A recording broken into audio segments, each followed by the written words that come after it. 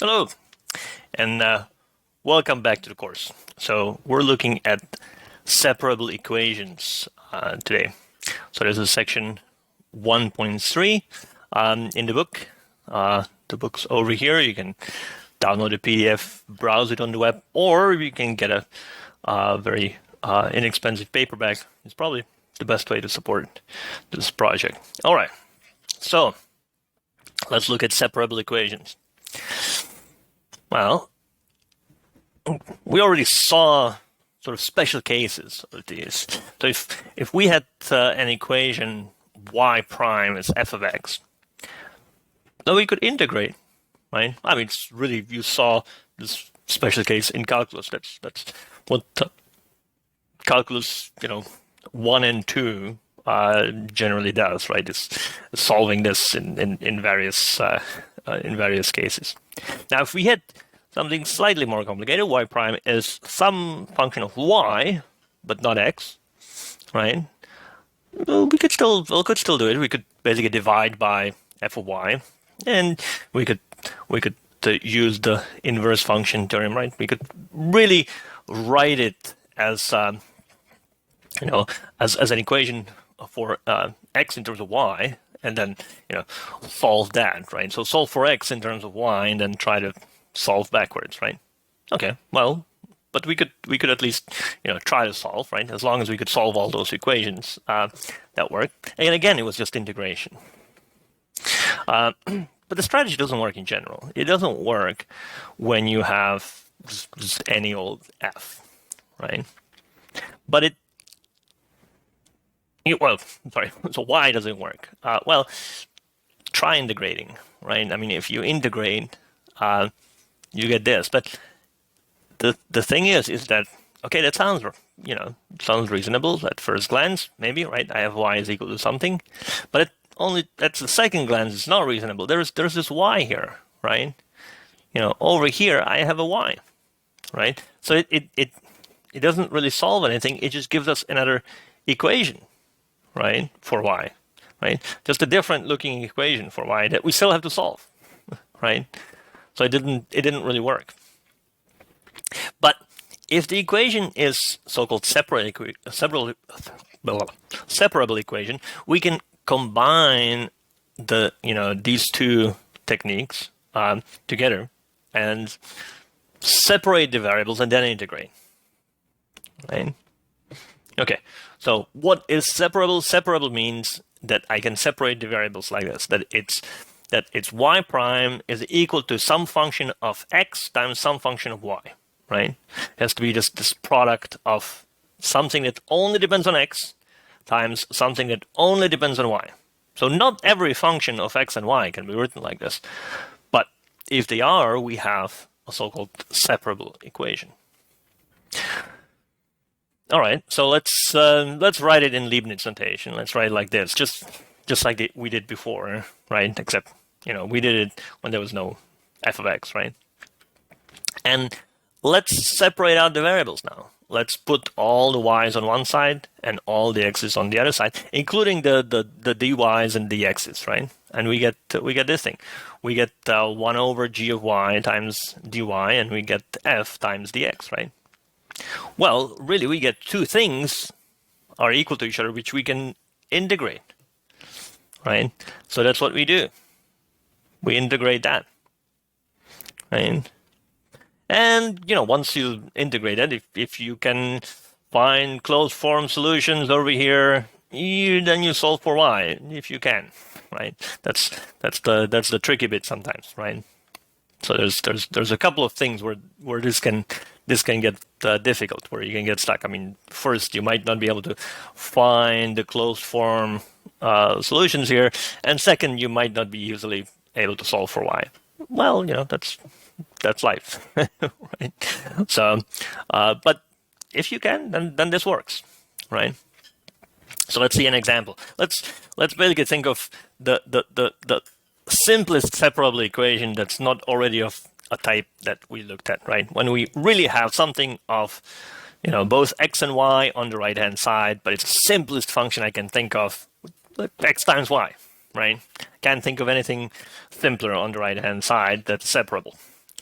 So first, we notice that y equals 0 is a solution, right? So we're going to assume that y is not going to be 0 from now on, right? And again, it's y is 0, why is y 0 a solution? Y equals 0 is a solution because if you differentiate 0, you get 0. So y prime is 0. And x times y, well, y is 0. Anything times 0 is 0. So the right-hand side is also 0, right? So from now on, let's assume that y is not 0. Why are we doing this? So that we can divide by y, right? If we divide by y, well, we can't do that unless y is not 0, right? Otherwise, we'd be dividing by 0. Right. So this equation becomes this equation, right? Once we separate the variables, and we integrate that, right? So we integrate the left-hand side and we integrate the right-hand side, right? And then we add a arbitrary constant, right? So what is the integral of 1 over y in terms of y, right? It's the integral of 1 over y dy. Well, this is the logarithm, log of y, absolute value of y. And the right-hand side, well, it's x squared over 2, right? So I have the log of y is x squared over 2 plus an arbitrary constant. All right. So it's not quite in the right form that I want it, really. I'd really want y is equal to some expression in x. So we can, have to work a little bit. So we take exponential one. We solve for y, right? Well, we can easily solve for absolute value of y. So the absolute value of y is e to the x squared over 2 plus c, right? So the c is now in the exponent, right? So we can use laws of exponents to pull it out, right? So we have e to the c times e to the x squared over 2.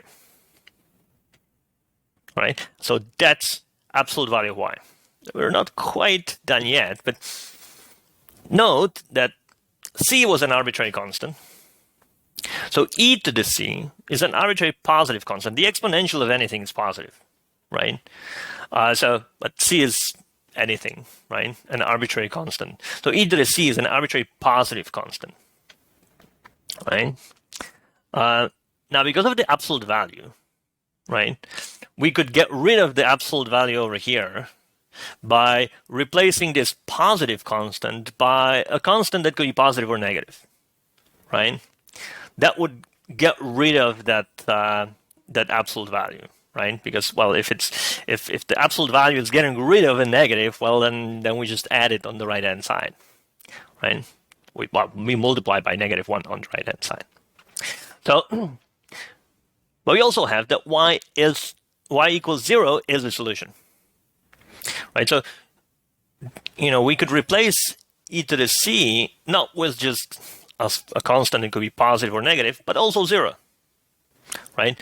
Because that's going to give us y equals 0, right? So really what we have is that we're just going to, instead of calling it c, because we've already used c, I'm going to use d, right? Capital D, arbitrary constant d, right?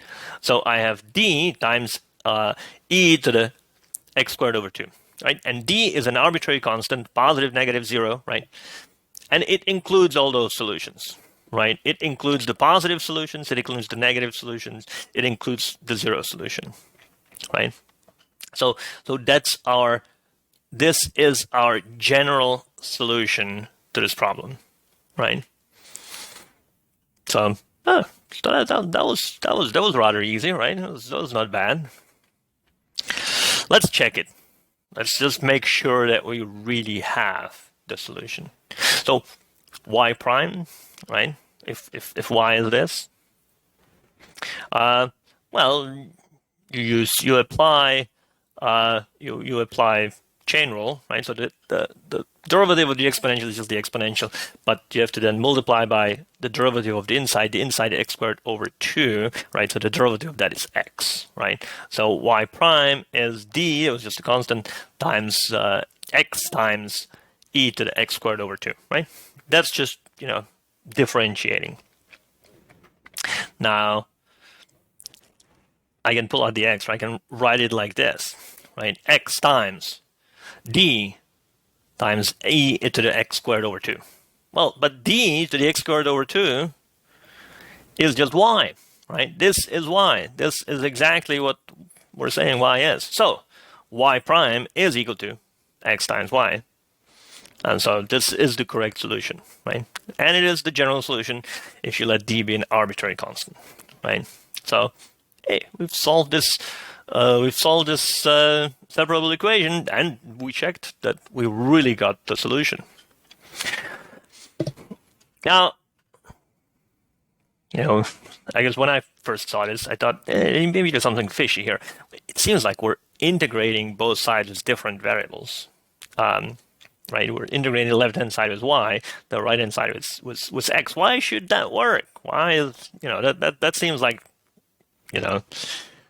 why is that kosher, right? Why why should that work? Why should that give us the right thing, right? Well, really everything is in terms of x. Y is in terms of x. Y prime is a function of x. So everything is a function of x. So if you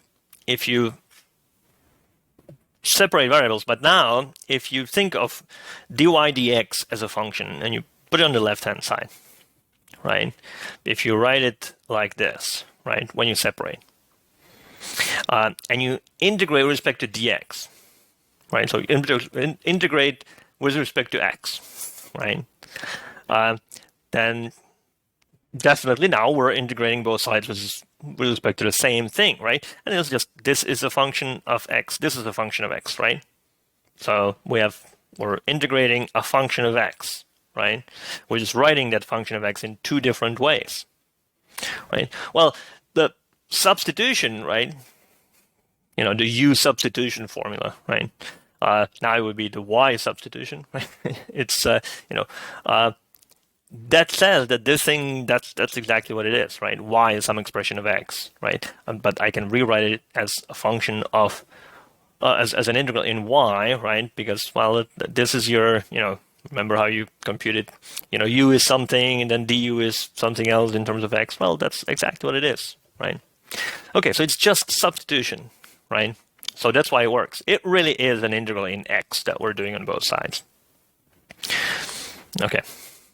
So solving for y might not be easy, even if you can solve those integrals, right? Let's do an example. So let's consider this somewhat more complicated expression, right? It is separable, right? Because it's x times y over y squared plus 1, right? So it is a function of x times a function of y, right? Might not immediately look like that, but it's very quickly you can see that it looks like that. Now, y equals 0 is the solution again, so let's just assume it is not 0 so that we can divide by it. So let's divide by, let's separate variables, right? So for that, we need to divide by y over y squared plus 1, right? So that's why we needed y to not be 0. So we separate variables like this, right? We write it as this, right? And we integrate, right? And so we integrate, we're going to get from this y, we're going to get y squared over 2. From this 1 over y, we're going to get logarithm of y. And then on the right-hand side, we're going to get x squared over 2, right? And then plus c, right? We get a arbitrary constant. All right. Well, let's simplify a little bit. So I'm gonna, get rid of those over 2. It's just, and make it a slightly different. It would be 2c, but 2c is arbitrary. If c is arbitrary, but I'm just gonna call it d from now on, right? So I get this solution over here. Well, not quite a solution. It's not equal to, it's not y equals something in terms of x, right? It's some expression in y equals some expression in x. So you really want to solve for y, but it's, that's kind of hard to solve. This guy is a little hard to solve, but, that's fine. Just leave it as is. The little so-called implicit solution, right? So it's not quite as good, right? I mean, I don't have a solution y in the way I wanted it. I have an equation in y. But it's no longer a differential equation. It's an algebraic equation in y. I mean, this is much easier to solve, right? I mean, we can, we could draw, we could have a computer, draw this fairly easily, right? It's not quite, we don't have quite y as a function of x, but we have something, right? So we have an algebraic equation for y, right? It's much easier to solve, let's say numerically, right? Even if we can't immediately find an explicit solution, right? So we just call it an implicit solution at this point.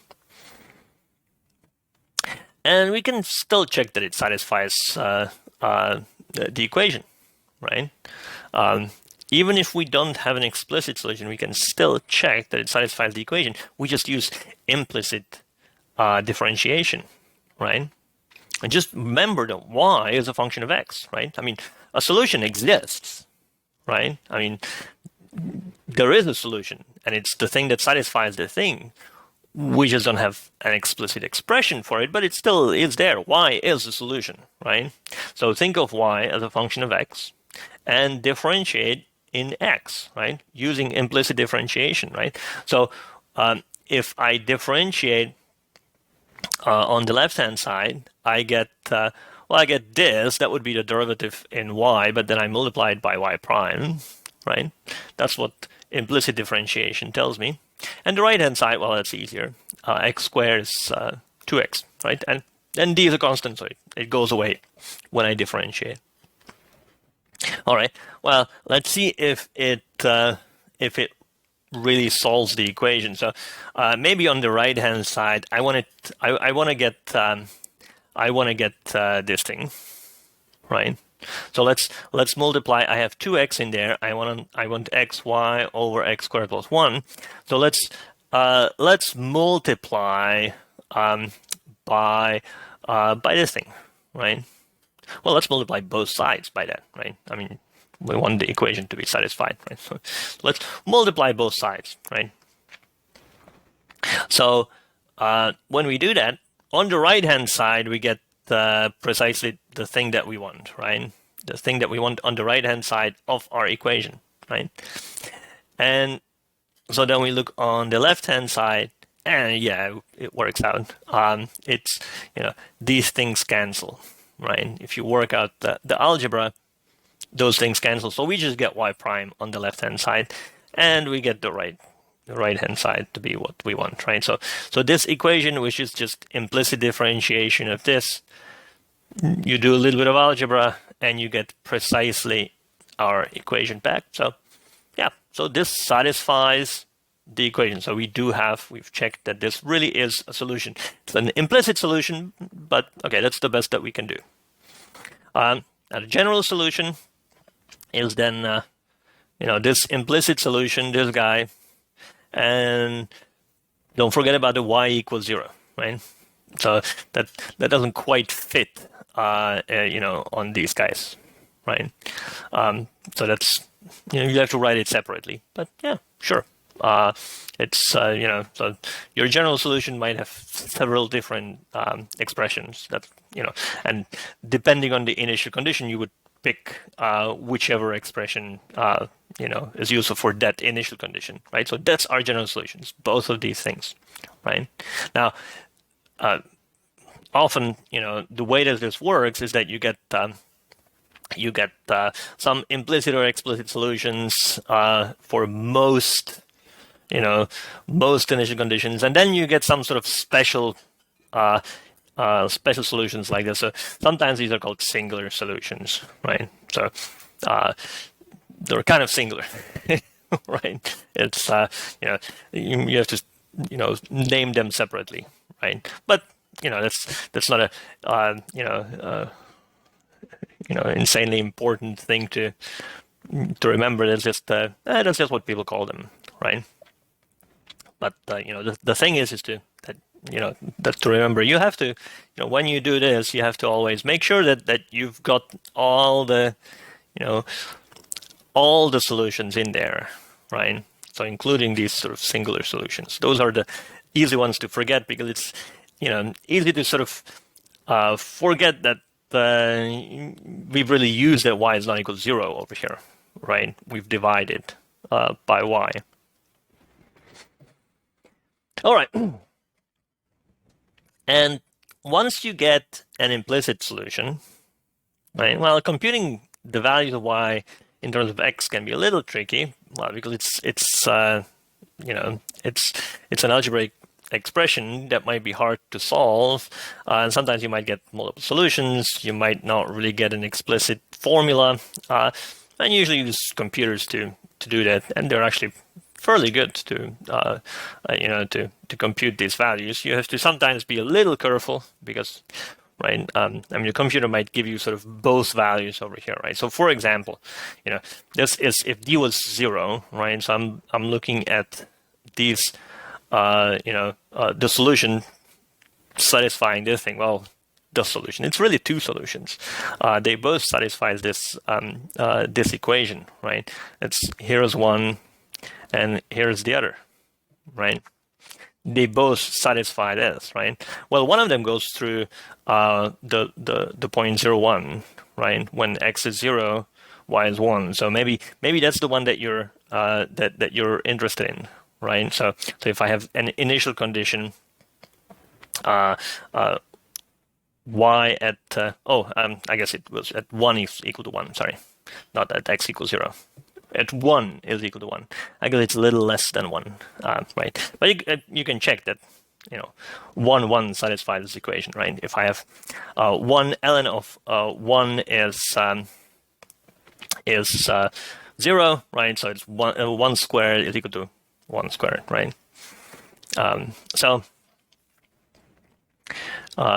Right. So that's our that's the graph, right? Now, yeah, I mean, it's if you try to ask a computer what's the value of this, maybe it might give you both of these. So you have to be a little careful that you're getting the right one. You maybe once you figure out that maybe you're looking for the one that's always positive, right? Then you say, well, just give me the positive values, right? So yeah, it can be a little tricky. And it really just depends. There's no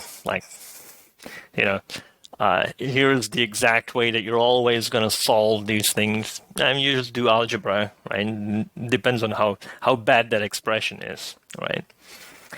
So, all right. So let's do a couple more examples. So suppose that I have this equation over here. Right, that looks horrible. Was this initial condition?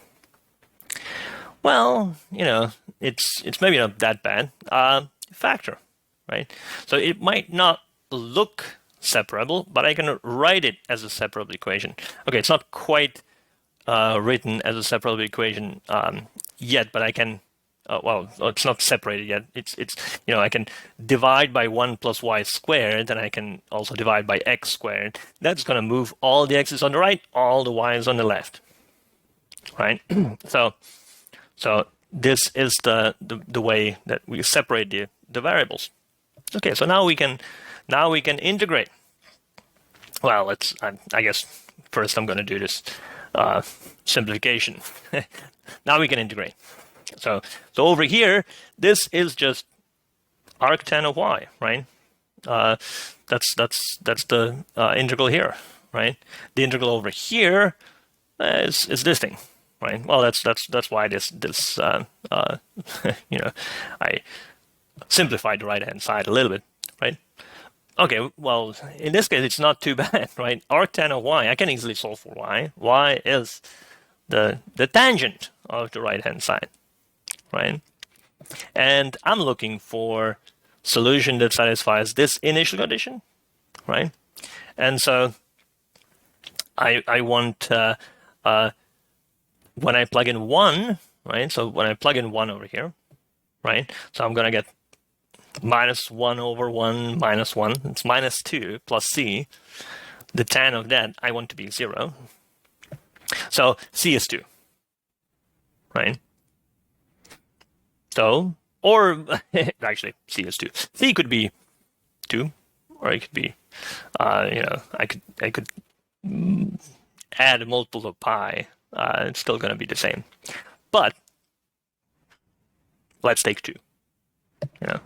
Any one of those will work. It's going to give you the same exact solution, by the way. But so 2 will work, right? So here is our solution, right? So that's the one that when x is 1, it's going to be 0, and it satisfies this equation. And that might be, if you want to check it, might be a little bit more complicated. So sometimes you have to do a little bit of algebra to even see that the equation is separable. All right, so let's do a word problem. And this word problem is going to be a very simple one, one that actually we could already solve before. And it's really a linear equation. I'm gonna, in the next section, we'll solve it in a nicer way. But it is a separable equation. Let's solve it as a separable equation. So Bob wants to drink coffee at 60 degrees Celsius because anything above that, you're gonna burn yourself. Now, and I did this experiment once. So these are numbers that I got. So I poured the the hot water into the mug. And well, it was boiling, but once you put it in the mug, it's a little cooler because it has to heat up the mug and so on. Anyway, I measured the temperature to be at 89 degrees Celsius, right? So I'm not Bob, but it was Bob in the book. But so Bob measured the temperature, right? And so at time t equals 0, let's think time is in minutes. It's going to be equal to it's going to be t. So at time t equals 0, it was 89 degrees. And we're doing Celsius because, that's, we want to use metric, right? Anyway, so 1 minute later, the temperature, so, Bob waited a minute, or I did actually, and I measured the temperature again, and it was 85 degrees Celsius. So, all right. So, okay, so 1 minute later, so when t is 1, it's 85 degrees Celsius. The room temperature is 22 degrees Celsius, right? So I also measured the temperature of the room, the ambient temperature of everything around, right? So it was 22 degrees. So when can Bob start drinking? When is the temperature of the coffee 60 degrees Celsius, right? Because that's when it's no longer gonna burn you, right? I mean, I guess Bob could just sort of try to sip the coffee and then see when it becomes drinkable. But Bob likes math, so or physics really, and so Bob wants to solve this, right? And Bob has some free time because he can't drink the coffee yet. All right, so let capital T. So capital T is different than little t, right? Capital T is the temperature of coffee. And it's going to be in degrees Celsius, right? And let A be the ambient temperature. And so now the Newton's law of cooling states that the derivative of the temperature, so the rate of change of the temperature is proportional to the difference between the temperature and the ambient temperature, right? And there's some constant proportionality constant k, right? So this is Newton's law of cooling. So this is a physical law, and we just say, well, that's what it is. That's what that's what it's going to satisfy, right? So we just need to figure out what capital T is, right? And we also have that, well, we know what the ambient temperature is. That was 22. We know what capital T at 0 was. It was 89. At 1, it was 85, right? So we have these three conditions. It is a separable equation, right? The right-hand side is a function of capital T times a function of little t, well, nothing, right? Constant 1, right? Or k, or it's there is really no little t on the right-hand side. It's still separable equation.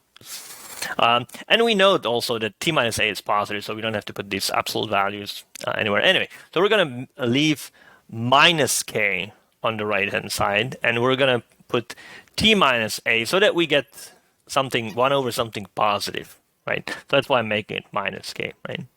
So then we get 1 over something positive on the left-hand side, and we can now integrate.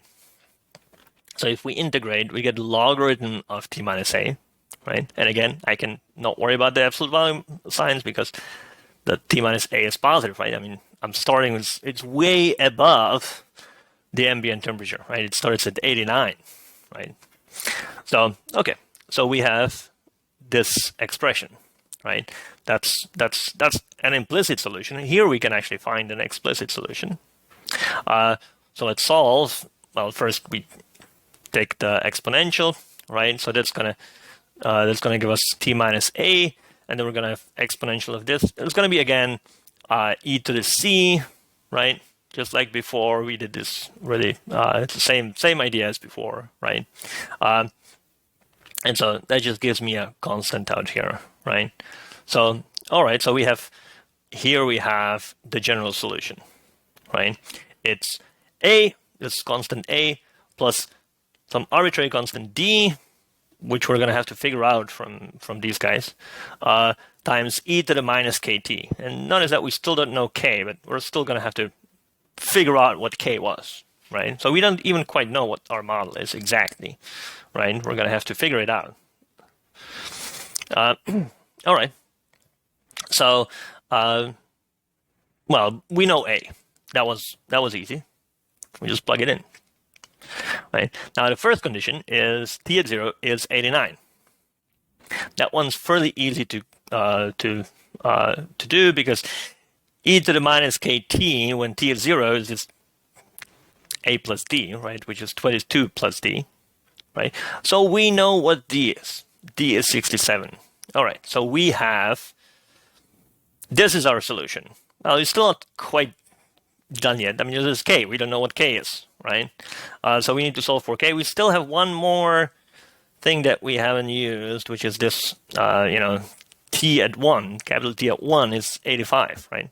At 1 minute, the temperature is 85 degrees Celsius. All right, so it's 22 plus 67 times e to the minus k, because little t was 1, so minus kt is minus k, right? So we have 85 is equal to this, and so we've solved for k, right? Again, it's, let me not do this pedestrian algebra, just, solve, and you get that k is this expression over here. For simplicity, let's do this, whenever you try to round like this, you have to be a little careful because, if you round too much, you get some nonsense. And it's not quite equal, it's approximate, but yeah, everything's going to be approximate anyway. So it's approximately 0.0616, yeah, approximately, right? Plug it into a calculator, and I get something. Probably don't need more decimal digits, but yeah, maybe I don't even need that many, but why not? It's easy to plug in. So it's approximately, not quite equal, approximately, but everything's approximate anyway. This thing, right? Okay, so now, now I can start plugging different times in, right, and get the temperature. So, but what I'm really interested in is for what time is the temperature 60, right? So 60 is, so I want this to be 60, right? For what time do I get 60, right? So 60 equals this, right? And I want to figure out what time will give me 60. All right, well, again, solve for t now, right? So subtract, the 22, divide by 67, take the logarithm, multiply by -1, then divide by 0.0616, blah, blah, blah, right? This is what it's going to be. Plug it into calculator. Approximately 9.21 minutes, right? So a little bit over 9 minutes, right? Here is the graph, right? So this is the graph of the temperature, right? This was at time t equals 0, time t equals 1, right? So at t equals 0, it was 89, it was 85, I think it was 85, right? Yeah, 85. At t equals 1, right? And then we were looking for when was it equal to 60. Well, it's precisely here, and this is 9.21, right? So that's the solution, right? So Bob can start drinking at a little over 9 minutes from the initial time. So I guess a little over 8 minutes from when he measured the 85, right? Which is probably what it took him to figure out,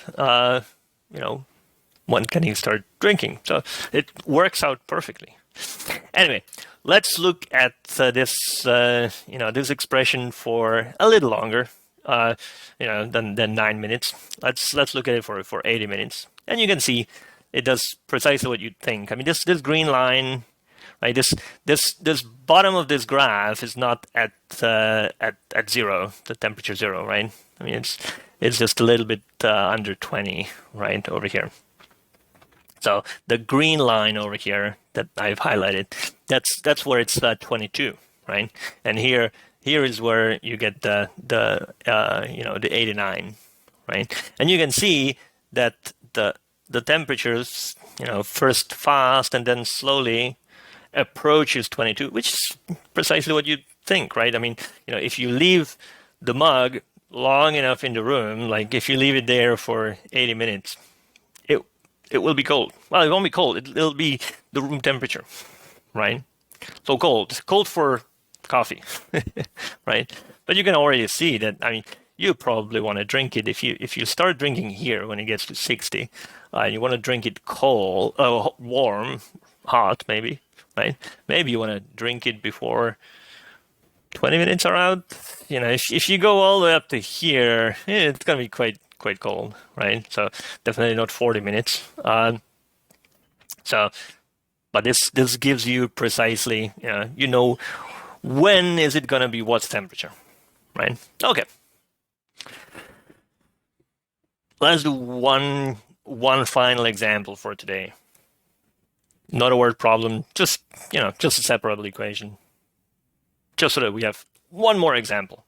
So first, again, y equals 0 is a solution to this thing, right? So it's going to be, so you have to keep it, keep track of it. We know y equals 0 is a solution. That's a singular solution. And now we can assume that y is not 0. We can separate variables.